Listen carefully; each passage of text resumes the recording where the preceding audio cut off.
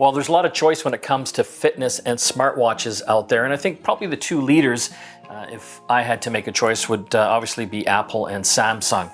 Today we're looking at the Apple Watch 6 series and the Samsung Galaxy 3 watch.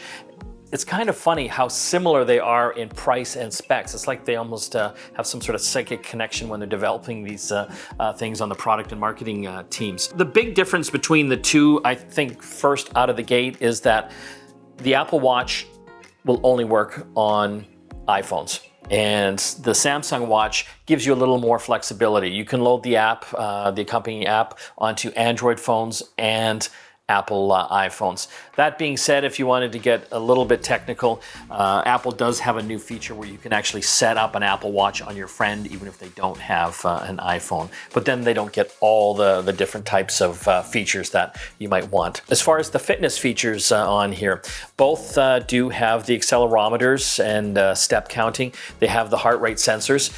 Both have the ECG capability as well.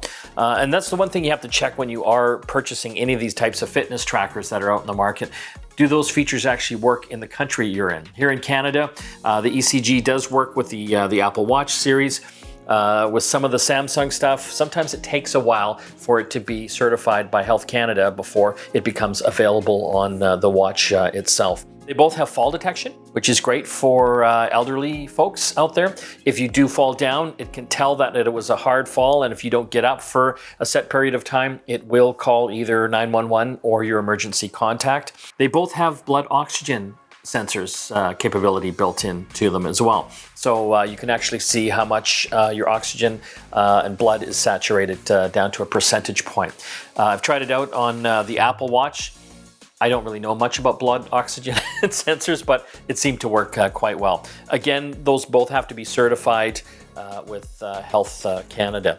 The Samsung Watch takes it a step further, and again, this isn't available yet, but apparently sometime in the future, you will actually be able to get a blood pressure reading with the watch as well. You'll notice as far as the form factor, there's a difference in sizes or shapes here. The Apple Watch still retains its rectangular face, and the Samsung Watch has the circular face. I know a lot of people prefer the circular face because it looks more like a traditional watch. It is beautiful, there's no question. You know, you can get a number of different faces for it as well that actually make it look even more like a real watch. With the Samsung as well, they've got an interesting rotating bezel here. You can actually rotate this to go through all the different apps and features here as well. And I think I have this upside down. There we go. Right now you can see I'm on the workout side. They both know when you're doing certain types of workouts. The Samsung Watch actually even has apparently 130 workouts that you can work out with using a phone and then casting that to a TV. We're going to see that type of functionality coming with the Apple Watch in the fall of 2020 with the new Fitness Plus subscription.